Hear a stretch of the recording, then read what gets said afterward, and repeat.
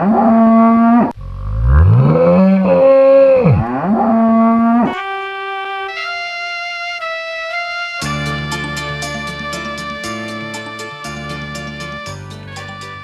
Indonesia, sapi itu merupakan tabungan. Ya. Oleh karena itu, pada hari ini saya akan menjelaskan atau memberi penerangan tentang bagaimana memelihara sapi itu dengan baik agar supaya para petani berhasil di dalam memelihara sapi tersebut. Memelihara sapi bagi petani lebih menguntungkan daripada memiliki traktor. Meskipun traktor dapat dipakai untuk meluku atau membajak sawah, akan tetapi karena traktor adalah mesin, suatu saat akan rusak dan tidak berharga lagi. Dahulu traktor ini banyak dianjurkan untuk mengganti sapi. Akan tetapi sesungguhnya bagi petani di Indonesia, traktor ini tidak cocok dan sangat merugikan. Oleh karena itu, kita perlu tahu bahwa sesungguhnya lebih baik memelihara sapi karena sapi mempunyai beberapa keuntungan. Pertama, selain dapat dipakai untuk membajak sawah, sapi nilainya makin lama makin tinggi karena sapi ini makin lama makin besar sehingga harga jualnya makin mahal.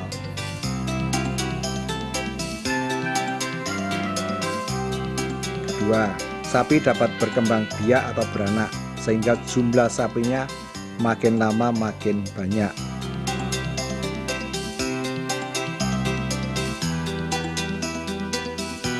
Tiga, sapi juga menghasilkan pupuk kandang yang dapat dipakai untuk menyuburkan tanah pertaniannya dan melipat gandakan hasil sawah dan perkebunannya. Sapi mudah dipelihara. Berbeda dengan traktor, memelihara sapi merupakan usaha yang paling mudah dijalankan. Sebab memelihara sapi tidak membutuhkan teknologi yang tinggi. Hampir semua petani dapat memelihara sapi ini. Kita ketahui bahwa memelihara sapi tidak banyak membutuhkan biaya dan sarana. Cukup dengan kandang yang sederhana dengan lantai dari tanah dan tidak perlu diplester, disemen, kecuali bagi peternak sapi perah. Karena sapi perah membutuhkan kebersihan, maka lantainya harus diplester agar mudah membersihkannya. Untuk sapi potong atau penggemukan sebaiknya perlu diumbar juga atau dilepas agar bisa bergerak atau exercise supaya lebih sehat.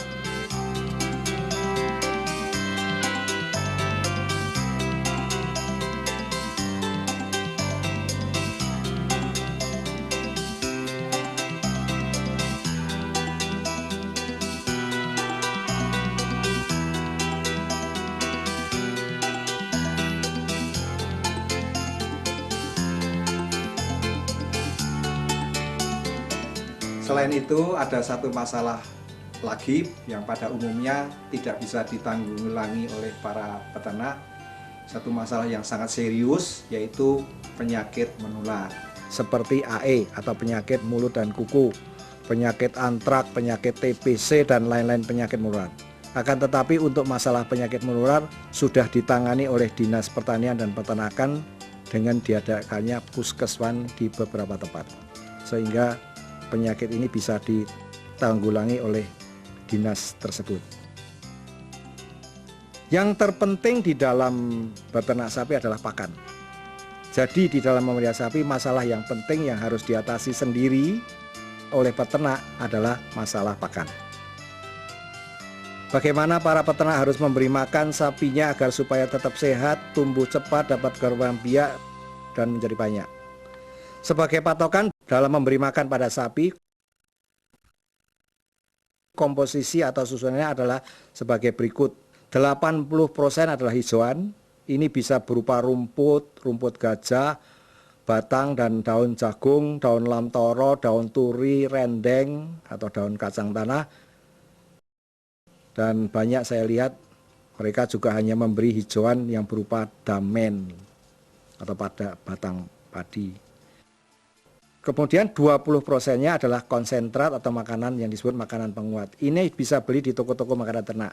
Tetapi bagi petani mungkin cukup mahal. Para peternak bisa memberikan bahan yang ada di daerahnya. Misalnya dedak, bekatul, ampas tahu, bungkil kelapa dan sebagainya. Barangkali kalau ampas tahu dan dedak ya ada di daerah masing-masing.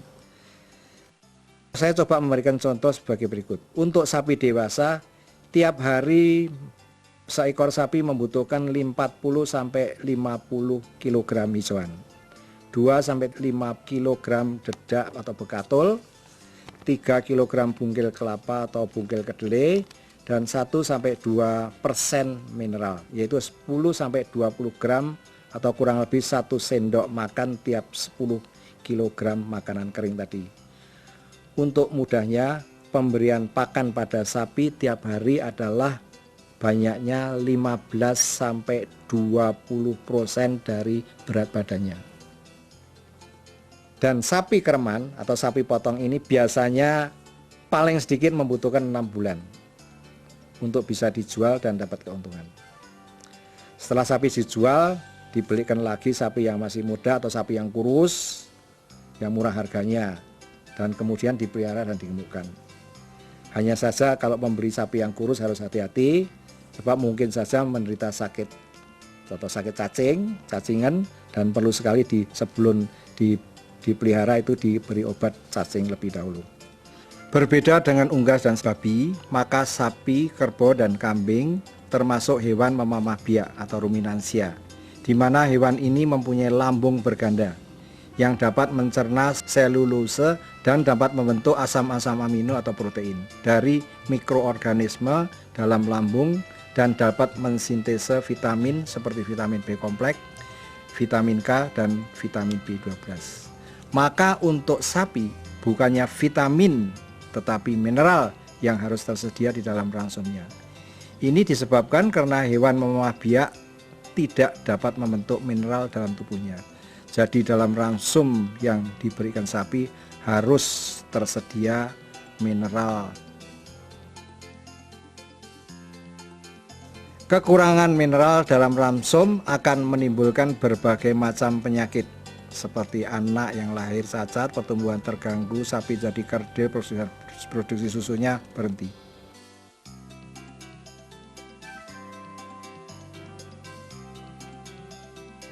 Sapi yang kekurangan unsur Na dan Cl atau NaCl atau biasa disebut garam dapur, biasanya nafsu makannya berkurang. Sapi atau kerbau yang bekerja terlalu berat, misalnya membajak sawah atau menarik pedati, yang kekurangan NaCl atau garam dapur akan mengalami gangguan saraf dan otot. Sapi bisa tiba-tiba ambruk, jatuh, dan mati. Sapi, kerbau, dan kambing yang kekurangan kalsium atau zat kapur di dalam ransumnya akan memperlihatkan gejala-gejala sebagai berikut. Pertama, produksi susunya berhenti atau turun. Kedua, rachitis, disebut juga penyakit Inggris, dengan tanda-tanda kakinya bengkok. Pertumbuhannya lambat dan persendiannya membengkak. Ketiga, yang disebut osteomalacia. Ini terjadi pada sapi yang lebih tua, yaitu tulang-tulangnya menjadi lunak, bentuknya tidak normal, rongga pinggulnya mengecil sehingga sulit pada waktu melahirkan. Keempat, kekurangan kalsium juga menyebabkan osteoporosis. Tulang-tulangnya menjadi rapuh dan mudah patah. Dan yang paling banyak dijumpai oleh para peternak adalah milk fever atau demam susu. Penyakit ini banyak terjadi pada sapi perah yang produksi susunya tinggi. Gejala-gejalanya, hewan mudah terangsang, terkejut, matanya membelalak, menguak, terjadi kelemahan otot-otot dan terutama otot-otot kaki belakang. Berdirinya sempoyongan, kehilangan keseimbangan dan rubuh ke tanah. Nafasnya cepat, suhu badannya turun dan pulsa, tekanan darahnya cepat tapi lemah. Bila tidak diobati, hewan akan mati setelah koma, tidak sadarkan diri. Kekurangan mineral pada sapi, terutama mineral magnesium, akan menyebabkan timbulnya penyakit-penyakit dengan gejala-gejala sebagai berikut. Pertama, kejang-kejang otot otot punggung kejang dan ekor tertarik ke atas. Terjadi pengapuran sekitar sendi-sendi tulang. Hewan gemetar, jalannya sempoyongan, gelisah, dan sebelum mati terjadi kelumpuhan. Tubuh hanya membutuhkan sedikit unsur atau mineral Fe, tetapi Fe ini sangat penting di dalam pembentukan sel merah darah. Unsur besi ini atau Fe ini mempunyai peranan penting dalam pembentukan sel-sel darah merah. Tanpa zat besi tidak akan terbentuk zat warna merah darah atau hemoglobin. Kekurangan zat besi akan menyebabkan hewan kekurangan darah atau anemia, pucat, lemah, dan pertumbuhannya lambat, dan hewan kurus.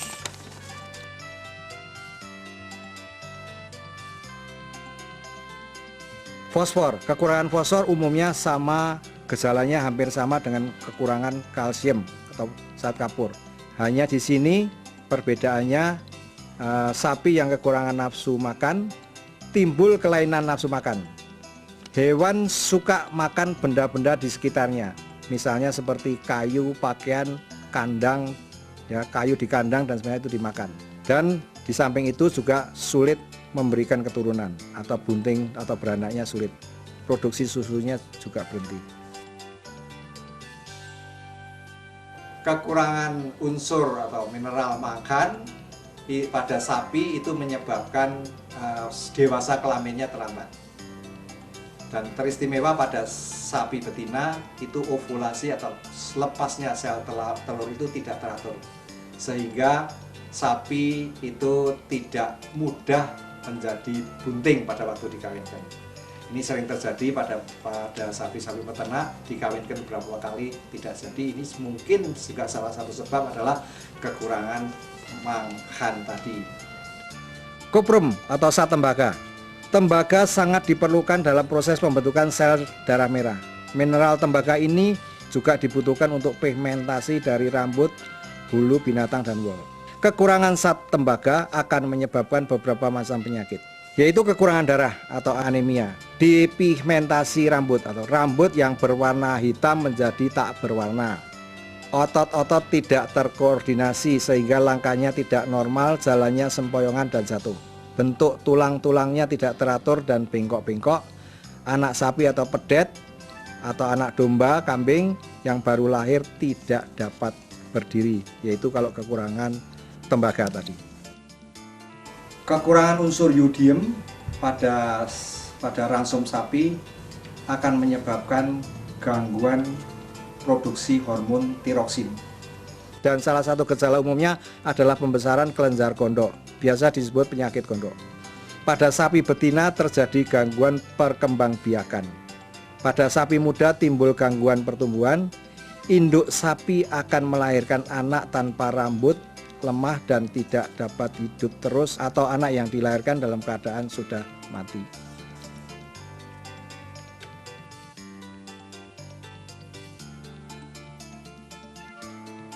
Kekurangan unsur zinc atau seng, yang biasa kita sebut seng, pada sapi, juga pada manusia sebetulnya, itu biasanya akan menyebabkan radang kulit. Kalau pada sapi terutama pada sekitar mulut. Sendi-sendinya kaku dan bengkok, rambutnya rontok atau botak, kulit di sekitar kukunya pecah-pecah, kulit di kaki belakang menebal, kasar, dan bersisik. Pertumbuhannya terganggu, sapi yang melahirkan produksi susunya rendah, dan jika terluka akan lambat sembuhnya. Pada umumnya kekurangan zinc ini akan menyebabkan gangguan pada kulit. Unsur kobalt itu dibutuhkan oleh sapi, ya, untuk membentuk vitamin B12 dengan mikroorganisme yang ada di dalam rumen atau lambung sapi tadi. Dan kekurangan kobalt, sapi tidak bisa membentuk vitamin B12. Dan akibat kekurangan vitamin B12, maka akan timbul beberapa gejala seperti berikut ini. Kekurangan darah atau pucat, lemah, kurus, nafsu makan hilang, rambutnya kasar dan kusam. kegagalan dalam reproduksi atau berkembang biak. Pencegahan dan pengobatan. Makanan untuk sapi dan domba sebaiknya diberi tambahan mineral, campuran mineral. Dalam hal ini disebut ultra mineral atau mineral sapi. 2 kg ultra mineral dicampur aduk dengan 100 kg makanan penguat bekatul, jagung atau konsentrat. Ultra mineral ini sudah mengandung semua unsur mineral yang dibutuhkan oleh sapi, kerbau, kambing, dan domba. Dan biasanya untuk pencegahan atau untuk supaya sapi itu dalam keadaan sehat, tidak perlu 2 kg per 100 kg makanan, cukup 1 kg per 100 kg makanan. Atau kalau 10 kilo 10 gram ya, bisa sampai 20 gram, 10 sampai 20 gram. Itu kira-kira setiap 10 kg makanan konsentrat, makanan kering, itu diberi 1 sendok mineral. 1 sendok itu kira-kira 15 gram, jadi kira-kira 1,5%. Itu sudah cukup untuk mencegah timbulnya berbagai macam penyakit yang disebabkan oleh kekurangan mineral tadi.